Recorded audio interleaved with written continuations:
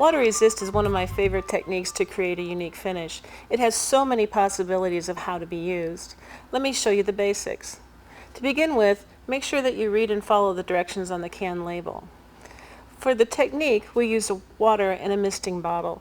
We'll apply water droplets. Sorry, I didn't spray this first to know where we were.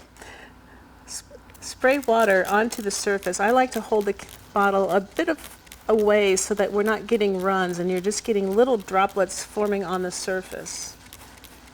And the more you spray, the bigger the droplets will be, and that will translate into a bigger texture on our finish. The next step is to take your first color and spray. This can be very randomly. It doesn't have to be a unique, even application of color, but very randomly. I'm spraying a little heavier on this because it was translucent to begin with, and I really want to show the color. So the premise of this technique is that where the water droplets were, the paint is resisted. So now when we dab off the moisture, we'll see the underlying texture coming through. And you just want to lightly dab or wipe the moisture away.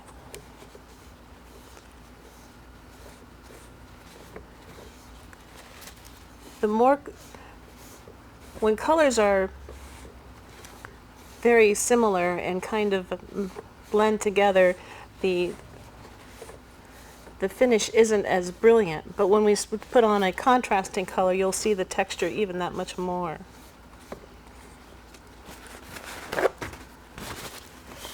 But we'll dab off all the moisture and let it dry.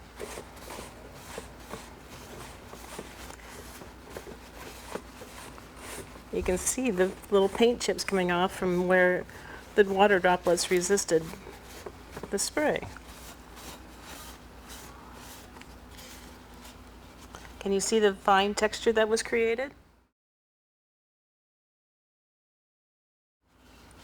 One layer of color is often enough. It looks rather dynamic on some situations. Today I'm going to add a few other layers to it.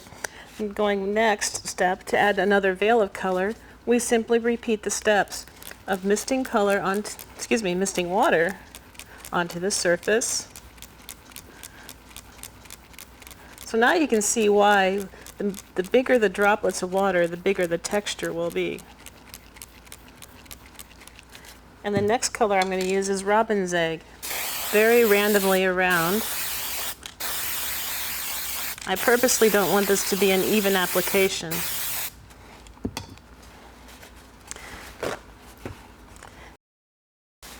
You can let it sit for a few seconds, a few moments, and then start dabbing. You don't want it to sit for a long time or else you won't be able to get the moisture off, but you need it to sit a little bit so that the paint is set before you start wiping.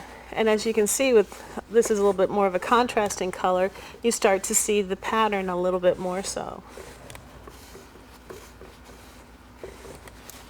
It's a very organic type of finish, and also a kind of a fine texture.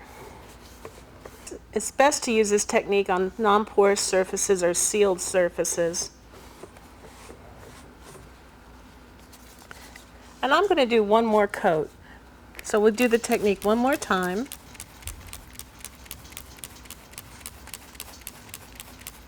And this time I'm adding a little bit of hunter green.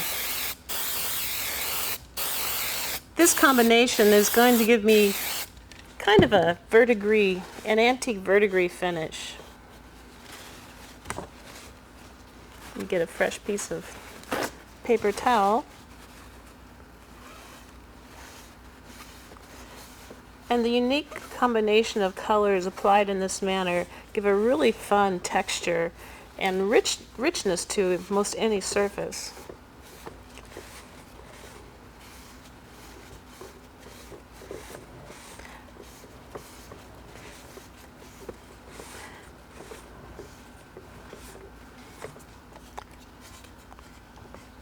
And there you see it.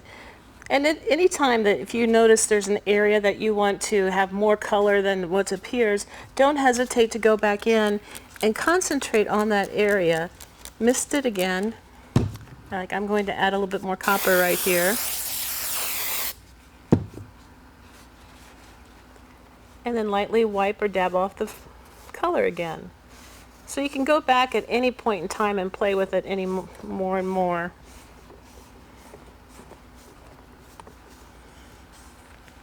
As you can see, the color and texture combinations are endless.